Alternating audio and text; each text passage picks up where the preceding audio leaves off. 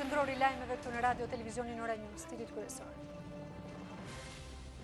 Rëndohet bilanci I viktimave nga tërmeti në Itali shkon në 250, ndërsa mbi 200 persona janë nxjerrë të gjallë nga rënojat.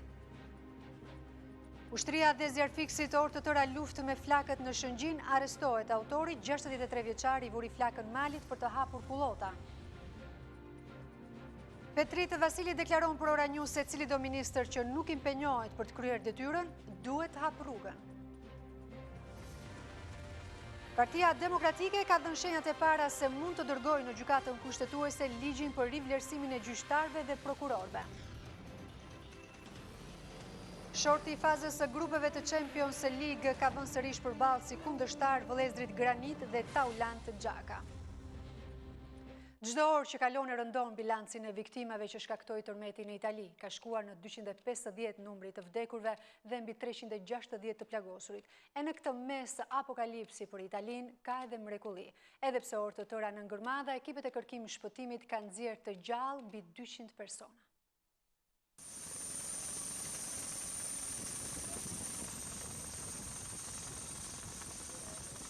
Rëndohet bilanci viktimave si pasojë e tërmetit që goditi Italinë qendrore. Numri të vdekurve ka arritur në 250 dhe ai të plagosurve në 365, por mbrojtja civile nuk përjashton mundësinë që numri viktimave të kapërcej atë të tërmetit të Aquilas në 2009, ku 309 persona humbën jetën. Dhe ende nuk ka përfunduar. Toka vijon të lëkundet. Gjatë natës së shkuar u regjistruan 60 të tilla, më e forta me magnitudë 4.5, me epicendër Akumolin dhe Arkuatan. Aktualisht, forcat zjarfikëse janë duke kryer operacione të shumta për të gjetur të mbijetuar. Media transmetuan dhe këto pamje ku duket qartë momenti I shpëtimit të një vajze 10 vjeçare, pasi kjo e fundit kishte qëndruar për më shumë se 17 orë bllokuar në rënojat e një banese të shkatëruar.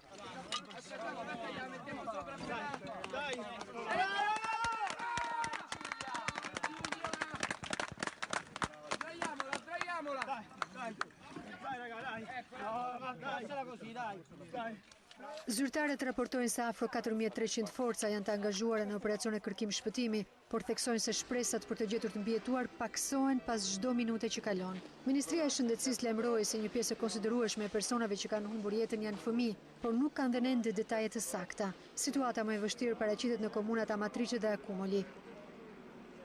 Godinat relativisht të vjetra të kësaj zone malore nuk mundën të rezistojnë lëkundjeve sismike, duke lënë poshtë tyre qindra banor. Qeveria italiane ka dërguar përveç trupave të shumtë makineri për të ndihmuar në operacionet e kërkim shpëtimit. Mira shtëpi janë shembur, duke lënë qindra mirat pas tre. Banorët po qëndrojnë aktualisht në qendrat përkohshme strehimi, ndërkohë që për ta kanë bërritur ndihma përfshirë ushqime, ujë të pijshëm dhe medikamente.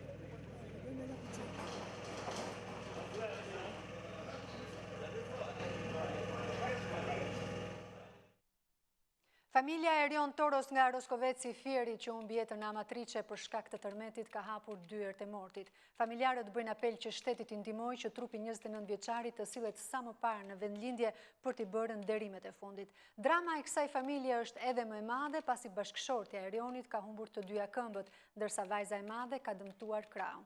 Erion Toro me bashkëshorten dhe 2 vajza të vogla jetonte në Itali prej 16 vitesh.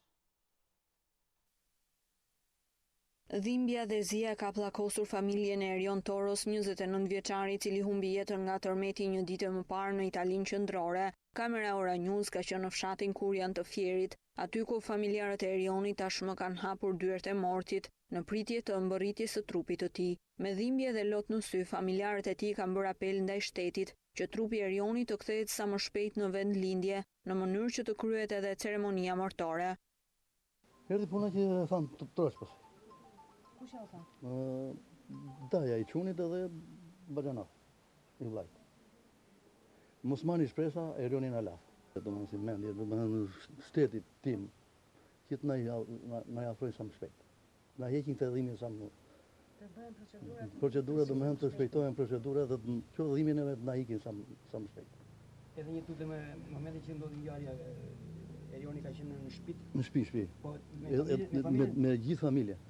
Familjarët thanë se nëna e viktimës vuan nga një sëmundje e rëndë dhe një pritje më e gjatë për trupin e të birit, ndoshta do të përkeqësonte edhe më tepër gjendjen e saj. Kërkojmë në autoritetet, na sjellin trupin sa më shpejt jetë e mundur. Nënën e ka të smur, motrat I ka të smura, kam 4 vjet e gjysmë pa e parë. Ju lutemi, po të na jepni sa më shpejt trupin e tij. Ju lutemi, mundësisht ta bini sa më shpejt. Për nenën, për motrat, për gjithë shtëpinë. Erion Toro prej më shumë se 16 vitesh jetonte në Itali së bashku me familjen e tij, bashkëshorten dhe 2 vajza 9 dhe 4 vjeçe. Çdo verë ai vinte në Shqipëri për pushimet dhe familjarët e prisnin të mbërrinte këtë ditë, por fatkeqësisht tërmeti i mori jetën. Priste që të vinte edhe ai tani, domethënë me pushime, po të kishte ardhur, do të shikonte lajmet siç po i shikojmë edhe neve. Do ishte gjithë në rregull. Si e morë haberi ju si familje që... Haberin e kemi marrë nëpërmjet mendjeve, televizorit. Edhe bashkëshortja e Erionit mbeti e plagosur gjatë lëkundjeve dhe fatkeqësisht ajo ka humbur të dyja këmbët, ndërsa 2 vajzat e vogla të çiftit edhe pse janë plagosur, nuk rrezikojnë jetën. Ambasada shqiptare në Rom ka informuar se gjendja e 5 të plagosurve nga tërmeti që ndodhen të shtruar në një spital të kryeqytetit italian është shumë e mirë. Ambasada thotë se ata pritet të lënë spitalin shumë shpejt, ndërkohë gruaja e plagosur në spitalin e Rjetit është në gjendje më të mirë dhe së shpejti do të lërë spitalin, ndërsa gjendja të plagosurës në Aquila paraqitet më e qëndrueshme sot. Ambasada sqaron se nuk ka të dhëna për shtetas shqiptar të tjerë të plagosur apo që kanë humbur jetën. Sipas të dhënave të fundit demografike në komunën e Amatrices, një nga zonat më të dëmtuara nga tërmeti, rezultojnë se 51 nga 204 qytetarë të huaj të regjistruar aty janë shqiptar. Në Amatrice jetojnë gjithashtu edhe 18 shtetas kosovar. Ndërkohë, për 3 javë më të fundit dhe për gjithçka për gjendjen edhe të plagosurve shqiptar, si pasojë e tërmetit në Italinë, do të lidhemi në këto momente me gazetaren Alba Kepi, e cila do të na informoj për të rejat më të fundit. Alba, të përshëndes. Me mbrëma e përshëndetje nga Roma. Dua ta nis me lajmin më të fundit se pak çast më parë në komunën e Amatrices është shënuar një lëkundje e re tërmeti, një lëkundje e cila është e shkallës 4.4 dhe që ka shkaktuar shëmbje të reja ndërtese. Situata vazhdon të jetë preokupante, e preokupuar pasi këto lëkundje të reja tërmeti bëjnë të vështirë vazhdimin e punës për të gjetur pra viktima apo persona ende në jetë. Sipas si e thatë dhe ju, bilanci i fundit i shpërndarë nga zyra e mbrojtjes civile shënon 250 viktima. Është një bilans provizor. Qeveria italiane është e tëra në këmbë në terren për t'i ardhur në ndihmë autoriteteve vendore, për t'i ardhur në ndihmë popullsisë vendase për gjithçka që mund të ndihmojnë në këtë situatë. Ka hedhur një fond prej 234 milionë euro për të përballuar këtë situatë. Janë rreth 4000 personat që të kanë mbetur të pastre dhe që kanë kaluar natën e shkuar në përkambet e ngritura, por edhe kjo natë do të jetë ende vështirë. Kujtoj se 2 komunat, Amatrice dhe komuna Kumuli, por dhe komuna tjetra Kuata në rajonin e Markës, janë në zona malore. Dhe gjatë natës temperaturat ulin shumë, pra është mjaft e vështirë për ta të kalojnë natën në këto tenda.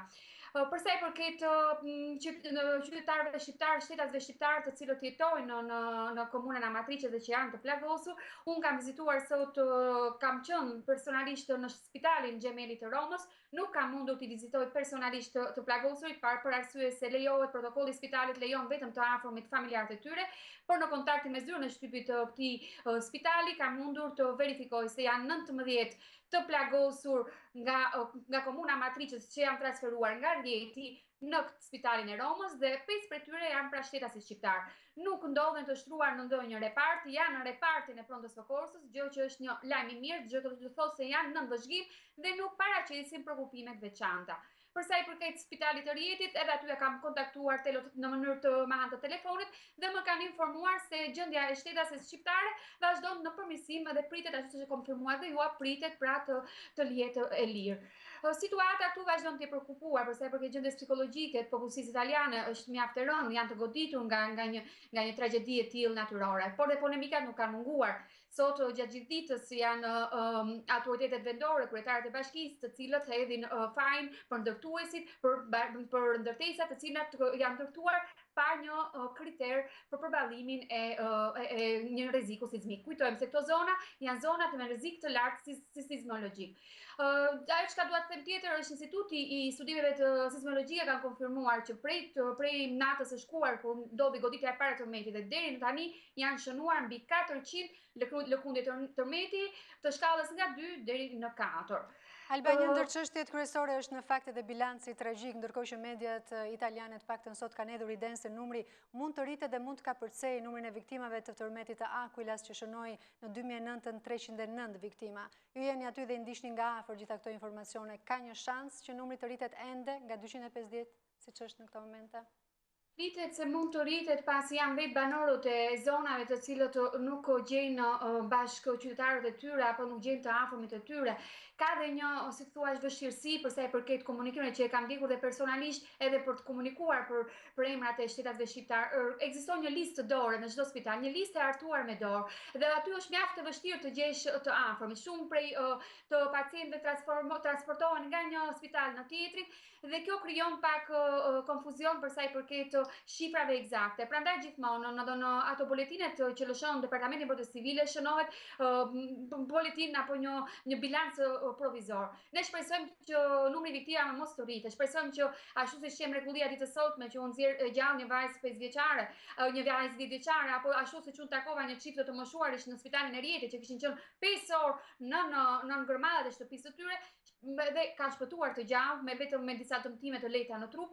Unë shpresoj që të ketë dhe lajme të mira. Megjithatë, lëkundja e sotme, lëkundja e pak çasteve më parë, sipas specialistëve preokupon shumë, se krijon shëmbje të reja dhe vështirëson pra gjetjen e personave Alba, edhe diçka të fundit, si gjithmonë në ngjarje të tilla të rënda kanë edhe pasojë të tjera që shoqërohen nga pas. Ka një fenomen të ri, pasi në zonat të cilat janë prekur shpesh nga tërmeti në Italinë qendrore, ka pasur qytetarë të cilët kanë vendosur zhvendosjen, pra kanë vendosur të largohen nga ato zona për të jetuar diku tjetër vetëm për të mos jetuar në panik. Është e vërtet, ka informacione që ka një numër të konsideruar të italianëve që marrin në konsiderat pra zhvendosin në zonat të tjera të Italisë? Ekziston ky fenomen, ka ekzistuar gjithmonë, ka ekzistuar dhe shtuar më shumë sidomos pas tërmetit të fundit në Aquila në 2009. Mjaft italian preferojnë të jetojnë në zona më të qëndrueshme, më të sigurta për jetën, por natyrës nuk i dihet. Shpeshherë ajo ribelohet edhe nga faji asaj që si ne sillemi me natyrën. Alba, të falenderoj për të gjitha detajet që përcolle në studion e lajmeve të Euronews. Faleminderit. Gjithashtu. Ndërkohë, në një kohë që Italia është ende shokuar nga tërmeti fuqishëm që goditi pjesën qendrore, ekspertët italianë japin alarmin se 70% e godinave në këtë shtet janë jashtë standardeve të sigurisë dhe në rast tërmetesh të tjerë rrezikojnë të shemben. Të rrezikuara mbeten edhe godinat antike dhe mesjetare si kishat, muzeet e ndryshëm, zonat arkeologjike. Në kohën kur mira forcës zjarfikse ndevjojnë punën për të shpëtuar personat e bllokuar në rrënojat e godinave të shkatruara pas tërmetit që goditi Italinë qendrore, ekspertët italianë kanë dhënë alarmin se 70% e banesave janë jashtë normave të sigurisë. Sipas tyre, kjo vjen për një sër faktorësh ku mund të përmenden vjetërsia, mënyra e ndërtimit e të tjerë. Ata shtojnë se sigurisht që ndërtesat më të rrezikuara nga lëkundjet sismike janë ato të ndërtuara dekada më parë, sikurse ndodhi edhe gjatë tërmetit të fundit. Gjithashtu, godinat e vjetra historike si kishat, muzeet e ndryshëm, zonat arkeologjike e të tjerë, janë objekte që mund të preken lehtësisht nga tronditjet. Ekspertët deklarojnë se tërmetet e magnitudë të parafort me shkallën 6 ball në Japoni bien mesatarisht një herë në muaj. Megjithatë, vendi azjatike ka përmirësuar ndjeshëm teknologjinë në industrinë e ndërtimit, duke bërë që godinat të jenë më rezistente ndaj lëkundjeve. Drejtori i qendrës laboratorike të sismologjisë Massimo Forni shpreh se në Itali tragjedi të tilla ndodhin gati çdo 5 vite. Sa herë që diçka e tillë ndodh, ne mërzitemi, bëjmë premtime, por më pas i harrojmë të gjitha, shpreh eksperti i cili kërkon më shumë ndërhyrje nga ana e qeverisë për të gjetur një zgjidhje mbi problemin. Zyrtarët janë aktualisht duke përllogaritur dëmet që ka pësuar infrastruktura. Ministri italian i infrastrukturës Graziano Del Rio u shpreh se është ende herët për të folur me shifra konkrete, por nënvizoi se plani për kompensimin e dëmeve të tërmetit në Aquila është programuar të kushtojë afro 13.7 miliardë euro dhe do të përfundojë në vitin 2029. Ushtria dhe zjarfiksit në Shëngjin prej orësh të tëra po luftojnë me flakët. Të 2 vatra të reja zjarri që u shfaqën sot pranë Ranës së Hedhun dolën jashtë kontrollit në mesditë, duke rrezikuar edhe turistët, një pjesë të cilëve i lanë në mes pushimet. Policia vuri në pranë nga një 63 vjeçar si autor të zjarrvënies së qëllimshme me argumentin për të ripërtërir kullotat. Mali i Shëngjinit prej 2 ditësh është përfshirë nga zjarri. por 2 vatra të reja që u shfaqën mëngjesin e të entës dolën jashtë kontrollit, duke ju afruar edhe rezorteve turistike në plazhin e Shëngjinit. Një pjesë e pushuesve zgjodhën të ndërpresin pushimet nga paniku që u shkaktua nga flakët dhe tymi, i cili mbërriti deri në Bregdet. Këtë situatë vështire favorizoi edhe era, duke bërë që flakët të përhapeshin me shpejtësi. Automjetet zjarfikse të Bashkisë së Lezhës, portit të Shëngjinit dhe ato të ushtrisë u vendosën përgjatë rrugës drejt Ranës së Hedhun për të penguar flakët që tu afroheshin resorteve turistike. Në zonë mbërritën edhe 200 forca të ushtrisë. Pasi situata doli thuajse krejtësisht jashtë kontrollit rreth orës 14:30 minuta, në zonë mbërritën helikopterët. Autoritetet garantuan se banorët dhe pushuesit duhet të ndihen të sigurt, pasi po merren edhe masa shtesë për të përballuar situatën e krijuar. Ndreca theksoi se situata është ndërlikuar, por pushuesit dhe qytetarët janë të sigurt. Ndërsa lufta me flakët vazhdon, policia arrestoi 63 vjeçarin Prenk Përgjoni, i cili dyshohet të jetë autori i vënies së zjarrit në malin e Shëngjinit. Policia sqaron se arsyeja e zjarrvënies ishte ripërtëritja e kullotave, me qëllim kullotin e baktive që kanë në stanin e tyre në malin e Shëngjinit, i cili ndodhet në fillimin e vatrës së zjarrit. Përgjoni akuzohet për veprën penale shkatërim me zjarr i pyjeve dhe i mjedisit pyjor. Në aksionin për shuarjen e flakëve u angazhuan edhe helikopter të kompanisë Viva Helicopters, ndërsa autoritetet thonë se presin edhe avion që do të vinë nga Italia për të vënë nën kontroll flakët.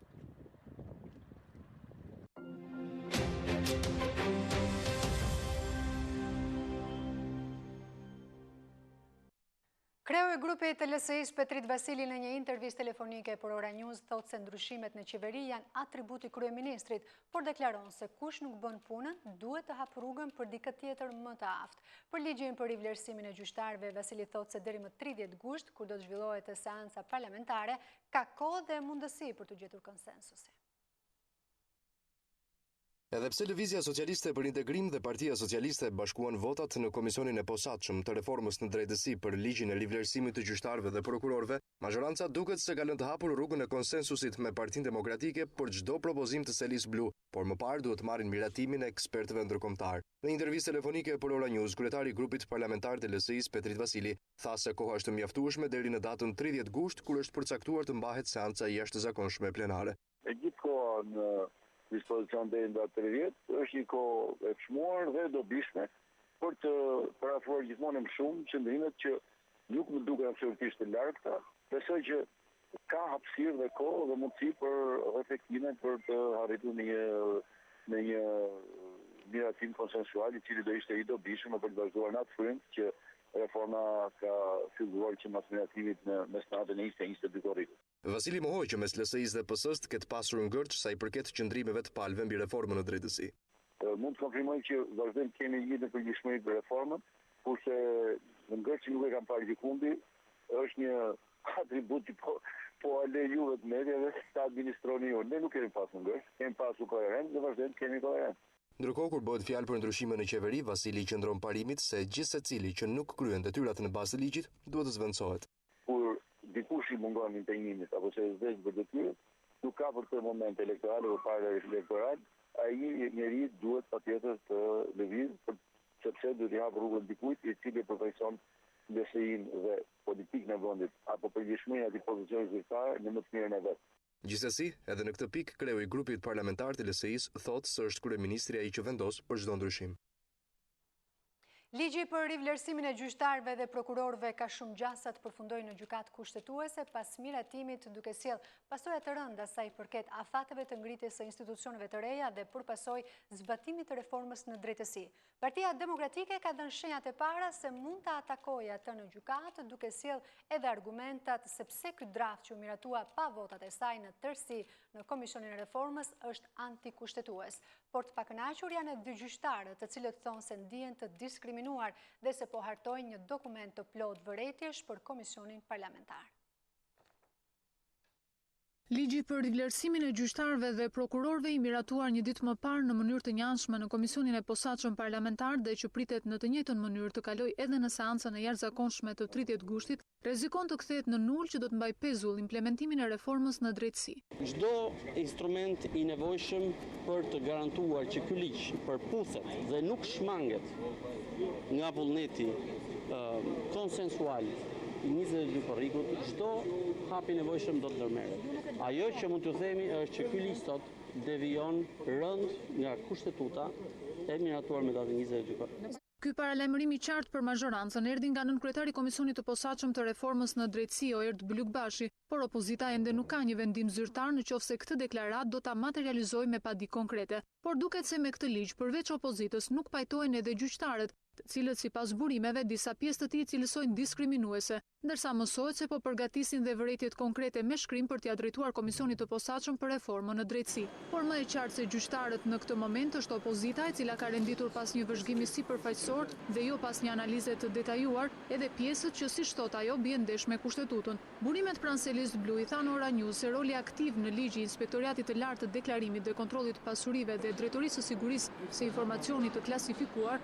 është në kundërshtim me kushtetutën e re. Gjithashtu demokratët vlerësojnë se në ligj nuk është detajuar dhe procedura e përzgjedhjes së anëtarëve të komisioneve që do të kryen rivlerësimin e gjyqtarëve dhe prokurorëve. Ndryshe nga sa sanksionohet në kushtetutën e re, demokratët pretendojnë se ligji nuk përcakton afate dhe rregulla të qarta në procesin e rivlerësimit, duke krijuar mundësinë e një procesi selektiv. Gjithashtu ekspertët e Selis Blu pretendojnë se mjaft dispozitat të ligjit për rivlerësimin e gjyqtarëve dhe prokurorëve cënojnë të drejtat e njeriut, por dhe bien ndesh me Konventën Europiane të drejtave të njeriut. Dhe nëse ligji mbetet siç është dhe vërejtjet e opozitës dhe të grupeve të interesit nuk merren në konsiderat, gjë që ka shumë pak gjasa të ndodh, rruga drejt gjykatës kushtetuese e ligjit për vlerësimin mbetet e hapur. Kjo do ta ndërlikonte edhe më shumë zbatimin e reformës në drejtësi, pasi gjykata mund ta lërë në fuqi, por edhe mund ta rrëzojë, dhe kjo e dyta mund të sillte pasoja të rënda sa i përket afateve të ngritjes së institucioneve të reja dhe për pasojë zbatimit të reformës në drejtësi.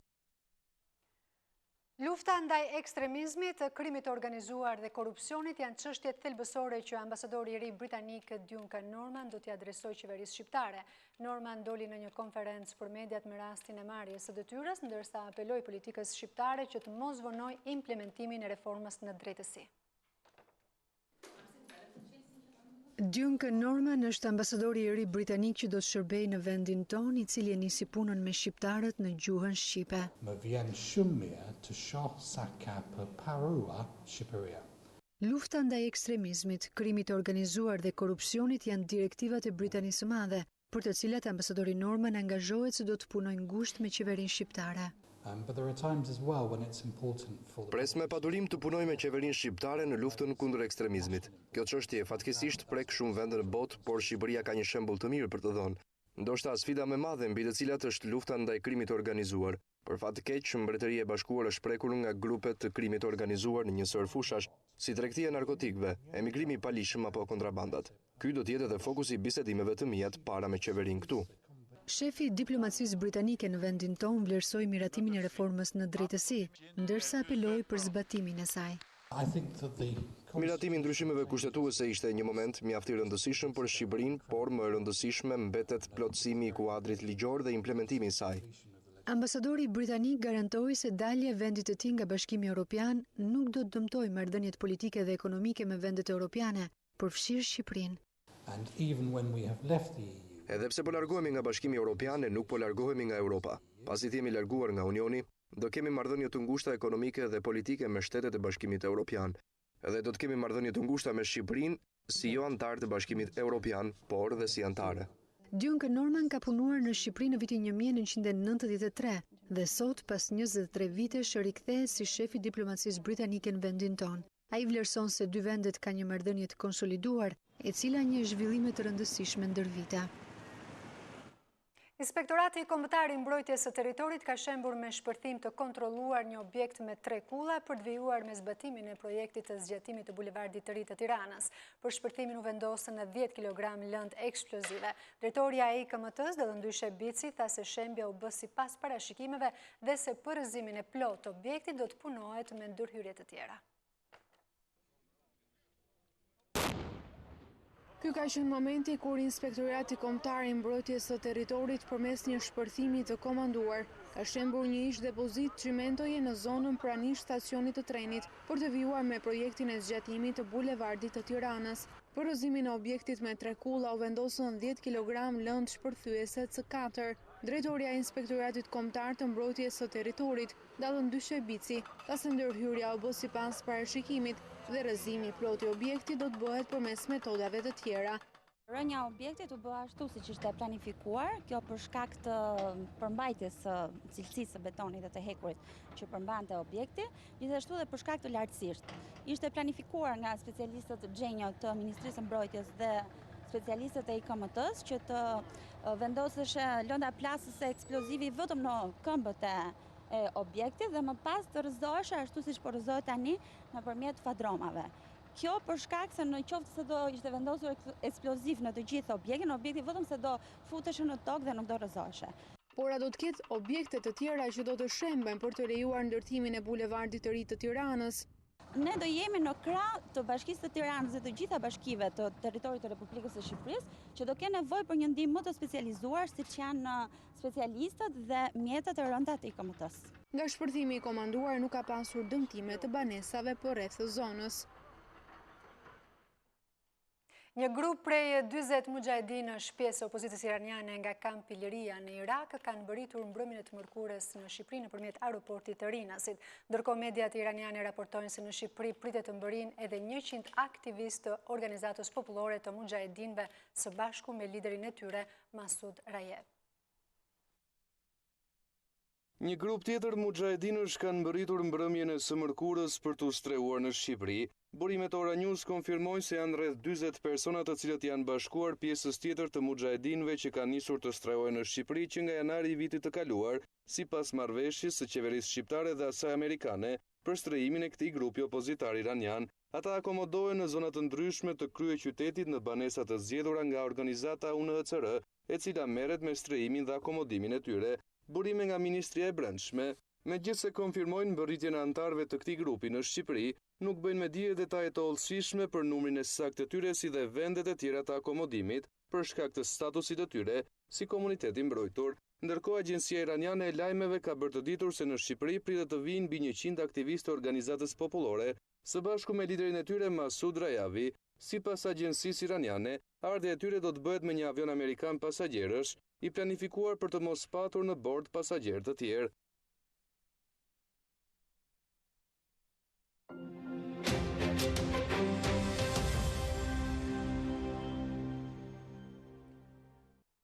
Shorti i fazës së grupeve të Champions League ka dhënë sërish përballë si kundërshtar vëllezërit Granit dhe Taulant Xhaka. Për Barcelonën mund të thuhet se ndodhet në grupin më të vështirë, ndërsa për Juventus shorti ka qelluar i lehtë.